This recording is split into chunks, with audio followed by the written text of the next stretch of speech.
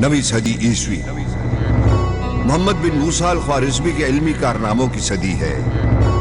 الخوارزمی جس نے علم ہندسہ اور الجبرا کے میدان میں وہ کارنامے سر انجام دیے جن سے دنیا آج تک فیض یاب ہو رہی ہے۔ ذرا سوچئے۔ اور یہ الخوارزمی ہی تھا جس نے اپنی نگرانی میں 70 جغرافیہ دانوں کی ایک ایسی ٹیم تشکیل دی جس نے دنیا کا پہلا مکمل نقشہ ترتیب دیا۔ ذرا سوچئے، یہ تمام کارنامے عباسی خلیفہ مامون الرشید کے دور میں قائم کیے جانے والے بیت الحکمت میں سر انجام دیے گئے، اور یہی وہ علم پرور سوچ تھی جس کی وجہ سے خلافت عباسیہ دنیا کی سب سے بڑی معاشی قوت تھی۔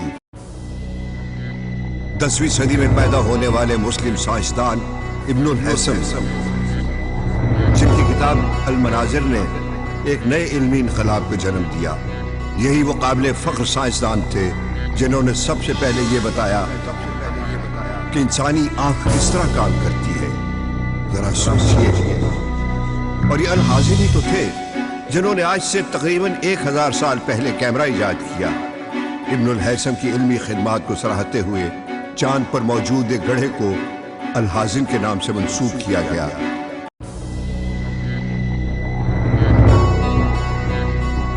10ویں صدی عیسوی تاریکی میں ڈوبی ہوئی باقی تمام دنیا اور علم کے چراغ روشن کرتے مسلمان۔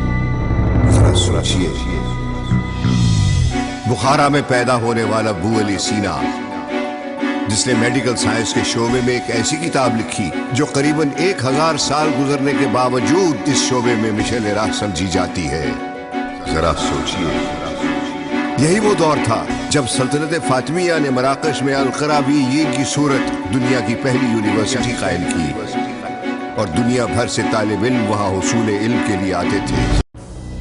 11ویں صدی عیسوی نیشا پور میں پیدا ہونے والا عمر خیام، جسے دنیا میں پہلا کیلنڈر متعارف کرایا۔ ذرا سوچئے کہ عمر خیام نے 1000 سال پہلے علم ریاضی کے وہ مسائل حل کیے جنہیں اس سے پہلے کوئی حل نہ کر سکا، اور دنیا آج تک اس سے فائدہ اٹھا رہی ہے۔ ذرا سوچئے۔ اور یہ بھی سوچئے کہ یہی تو وہ زمانہ تھا جب سلطنت عباسیہ دنیا کی سب سے بڑی معاشی قوت تھی۔ 11ویں صدی عیسوی جب دنیا کو ایک مسلمان سائنسدان کے ذریعے پتہ چلا کہ زمین نہ صرف اپنے مدار میں گھومتی ہے بلکہ سورج کے گرد محو گردش بھی ہے، اور صرف یہی نہیں بلکہ یہ بھی کہ روشنی کی رفتار آواز کی رفتار سے کہیں زیادہ تیز ہے،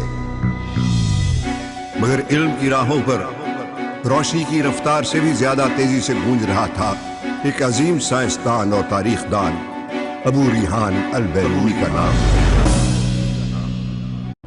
13ویں صدی عیسوی خراسان کے علاقے توس میں پیدا ہونے والا نصیر الدین توسی، جنہیں جدید دنیا نے سب سے عظیم ماہر ریاضیات و فلکیات قرار دیا۔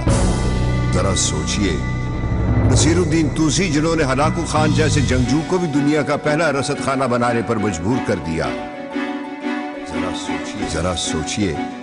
حالات خواہ کتنے ہی خراب کیوں نہ ہو، ملک اور شہر میں ہر طرف دہشت کا دورہ ہی کیوں نہ ہو، جب تک مسلمانوں نے علم کا علم بلند رکھا، دنیا پر حکمرانی کی۔